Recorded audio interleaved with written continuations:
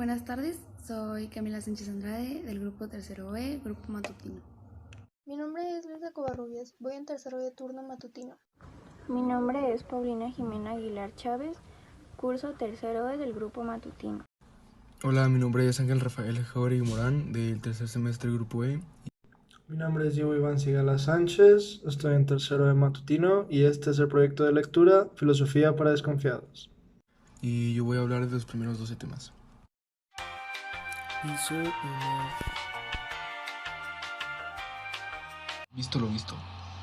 Tocamos el tema sobre cómo entender la realidad si nosotros mismos ponemos mucha filosofía detrás de ella.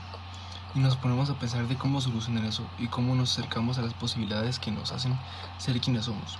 Y cómo hay personas que en lugar de hacer eso, se aprovechan de la ignorancia de los demás para sacar provecho de eso. Y así es como las demás personas empiezan a desconfiar de otras personas. Y aquí empieza esto.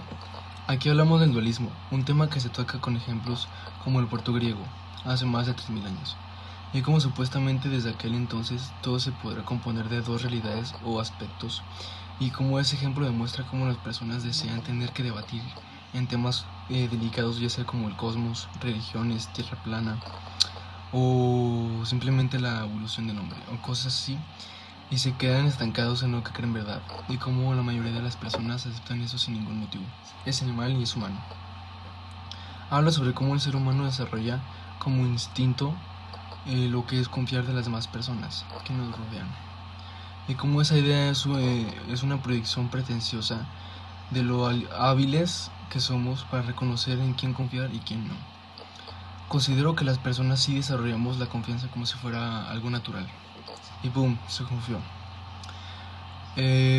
Este tema se habla sobre el animal humano que somos y cómo lo somos desde siempre. Habla de los orígenes del hombre y cómo el origen de esto en algunos países y culturas que quedó claro que disminuyó, pero siguen existiendo. Dudo mucho que dure mucho tiempo pero me gustaría que así fuera para tener en mente de dónde comenzamos originalmente y dónde el ser humano tomó la confianza como rama de supervivencia. El siguiente tema es el clan te respalda. Este tema describe lo que es el significado del clan en el animal humano. Antes era como confiar ciegamente en el clan, que en ese tiempo era como la familia, y cómo el ser humano solamente podía confiar en el clan. Se utiliza el ejemplo clan para dar a entender que hace mucho tiempo se daba lo que era la confianza en el ser humano y cómo era vivir en armonía, cada quien teniendo su trabajo y cómo poder sobrevivir basándose a eso. Dame esos 5. Habla sobre cómo los gestos que utilizamos para poder dar confianza a otra persona, como un apretón de manos. Este tema es muy interesante ya que desconocía del significado para dar apretones de mano. Se utiliza así para demostrar que no tenemos nada en las manos. Y se utiliza la mano derecha porque la mayoría de la población utiliza la mano derecha. Y es la más fuerte. Al dar la mano demostramos que no tenemos intenciones de hacer algo.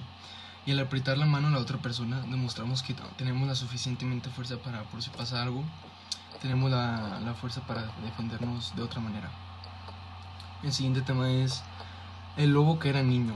Habla sobre cómo la historia nos ha regalado demasiados ejemplos del animal humano, desarraigados de la sociedad desde su infancia y que años después mostraban signos de animalidad malinterpretada como retraso mental por no pertenecer a la sociedad como las demás personas, más listos que los demás. Este tema sobre las señales de confianza. Mientras más número de personas es más difícil discriminar a las señales mismas de confianza. Albergamos la idea inconfesable de que muchos aspectos que tenemos los seres humanos, de que somos los más listos que los demás, y nos gana la desconfianza por creernos superiores mentalmente a los demás. Piso 2. La animalidad entra en crisis. Él dice, sublimamos nuestra necesidad de confiar en nuestros iguales y nuestra necesidad de pertenecer a un clan. Esto tiene relación con la Edad Media, donde en ese momento los gremios artesanos formaron comunidades que tenían un trabajo en común.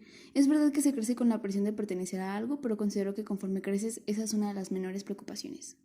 En Aprovechados al Tanque, aquí se sigue el tema de los clanes, sin embargo menunciando cómo es el jefe de estos. Él dice y afirma que el aspirante al grupo debe demostrar que es merecedor del respeto de los miembros mediante algún rito iniciático obscenamente violento.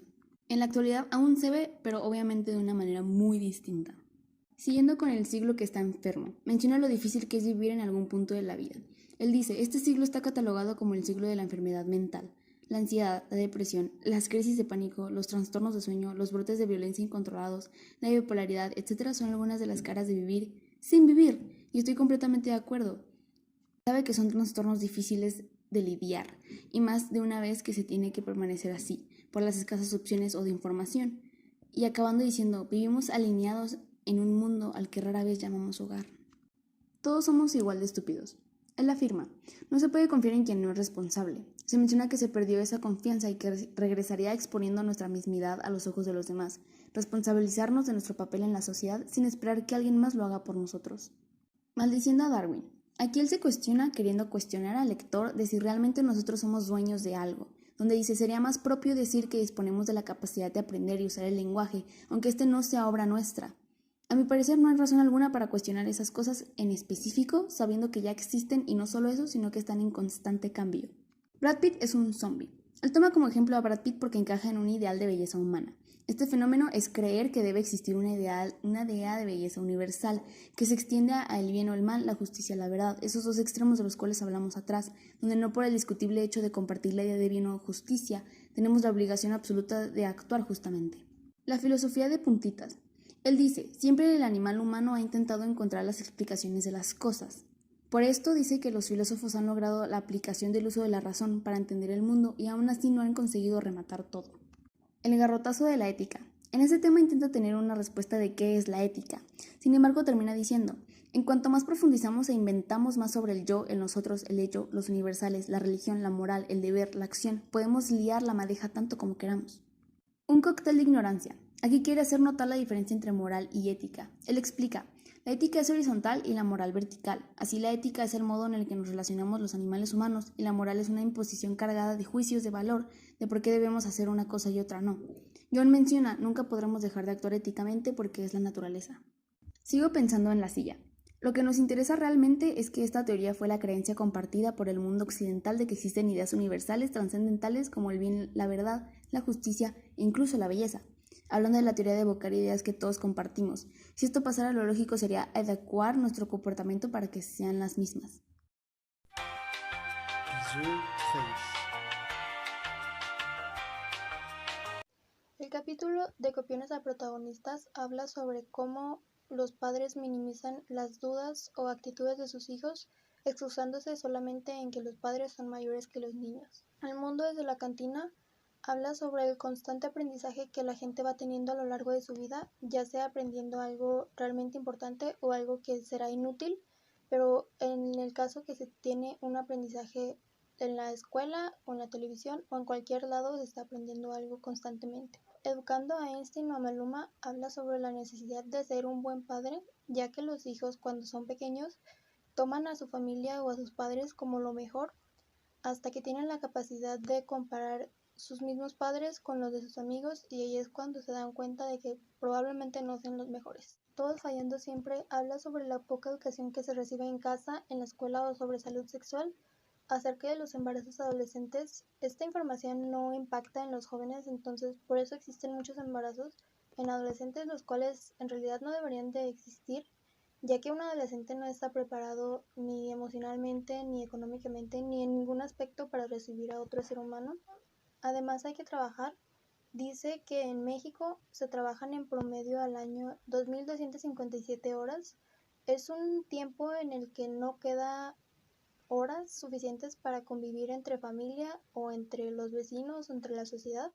En los capítulos Profesor terrorista o Educador sano, que la escuela no educa y Encender chispas en la cabeza, hablan sobre los maestros y su manera de ejercer su profesión.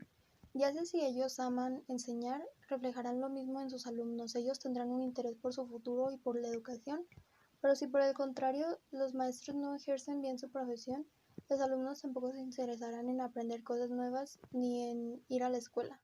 Los capítulos Somos muy animales y sin antídoto para la estupidez dicen que siempre necesitará la ayuda de alguien más, por lo que es importante reconocer nuestros propios errores y no sentirse superiores a los demás, ya que de esto depende la adultez.